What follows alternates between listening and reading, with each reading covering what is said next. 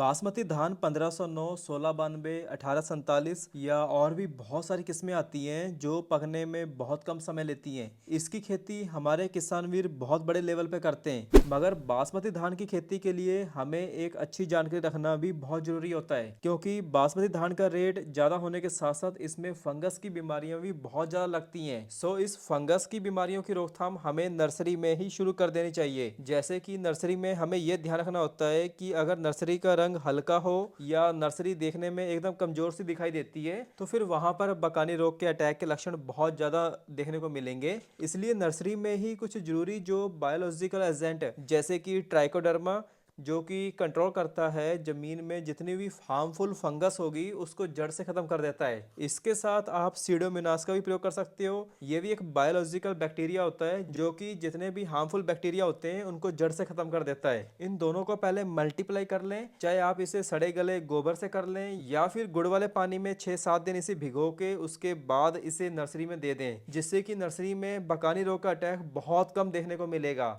इसके बाद अगर आपने नर्सरी में केमिकल की स्प्रे करनी है तो भाई 4 से 5 दिन का गैप रख के ही आपको केमिकल की स्प्रे करनी है। चाहे आप 4-5 दिन पहले केमिकल की स्प्रे कर लें या फिर ट्राइकोडर्मा डालने के 4 से 5 दिन बाद आप केमिकल की स्प्रे कर सकते हो। तो इस तरीके से हमारा प्रैक्टिकल एक्सपीरियंस ये है कि अगर नर्सरी कमजोर होगी तो नर्सरी में ही बकानी रोग के लक्षण बहुत ज्यादा देखने को मिलेंगे और फिर बाद में ये बकानी रोग धान रुपाई वाले खेत में बहुत ज्यादा नुकसान करता है। इसलिए नर्सरी में ही बकानी रोग की रोकथाम करके चलना है। बकानी रोग की पहचान ये होती है कि बकानी वाला पौधा जो ये नॉर्मल पौधे होते हैं इनकी तुलना में थोड़ा लंबा होता है और हल्के हरे रंग का होता है, जो कि कुछ दिनों बाद अपने आप ही सूखने लगता है और बाद में सूख के अपने आप ही मर जाता है। इसलिए हमें थोड़ा सा फोकस करना होगा कि धान रुपाई के बाद फसल में बकानी या झंडा रोग से कैसे बचें। सो आप इस वीडियो को पूरा देखें। तो चलिए जानते हैं कि बासमती धान में कौन कौन सी खाद में क्या क्या मिलाकर डालें। किसान वीरों, धान रुपाई से पहले मतलब जब हम एक आखिरी जुताई करते हैं उससे पहले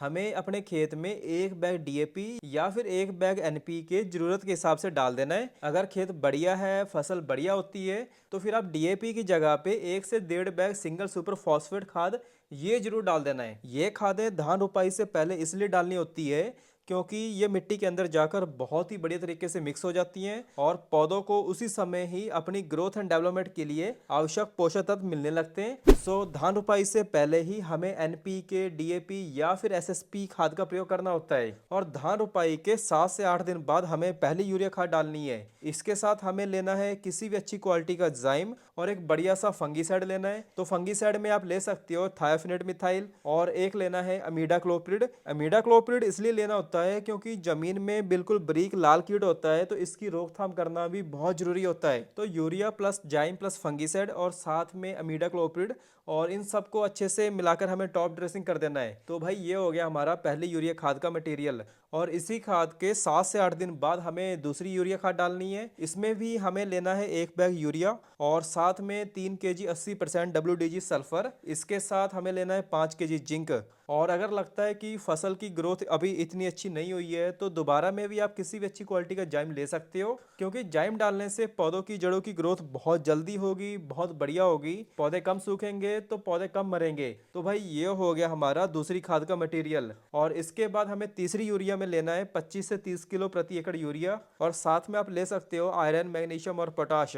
और इसके साथ हमें एक फंगीसाइड और लेना है जो कि आता है कार्बेंडा प्लस मैनकोजेब और इन सबको अच्छे से मिला के हमें तीसरी यूरिया खाद में टॉप ड्रेसिंग कर देनी है, जिससे ये होगा कि हमारी फसल देखने में बहुत ही जबरदस्त हो जाएगी और बकानी का अटैक भी बहुत कम देखने को मिलेगा, क्योंकि किसी भी पौधे को 16-17 आवश्यक जरूरी पोषक तत्व चाहिए होते हैं अपनी ग्रोथ एंड डेवलपमेंट के लिए। इसलिए हमें इन सब पोषक तत्वों को जड़ों में बारी बारी से देते रहना है। बाकी जरूरत के हिसाब से हम इन पोषक तत्वों को स्प्रे के द्वारा भी दे सकते हैं। इसके अलावा ये जो बासमती धान की फसल होती है ये पकने में कम समय लेती है और हमें जो भी उर्वरक देने होते हैं उसे 32 से 35 दिन के अंदर दे देना चाहिए। बाकी इन खादों के बाद हमें स्प्रे में कौन कौन से फंगीसाइड का प्रयोग करना चाहिए, तो भाई स्प्रे में हमें ट्राइजोल ग्रुप या फिर स्ट्रॉबिन ग्रुप के फंगीसाइड का प्रयोग करते रहना है। अगर खेत में बकानी रोग के लक्षण ज्यादा दिखाई देते हैं तो आप एमिस्टा टॉप का भी प्रयोग कर सकते हो, ये बेस्ट फंगीसाइड है बकानी रोग के लिए। इसके अलावा आपको डेली बासमती धान की फसल के लिए कौन सी खाद में क्या डालें, कौन सा फंगीसाइड डालें, इसके ऊपर आपको वीडियो डेली मिलती रहेंगी। तो जल्दी से आप इस चैनल को सब्सक्राइब कर लीजिए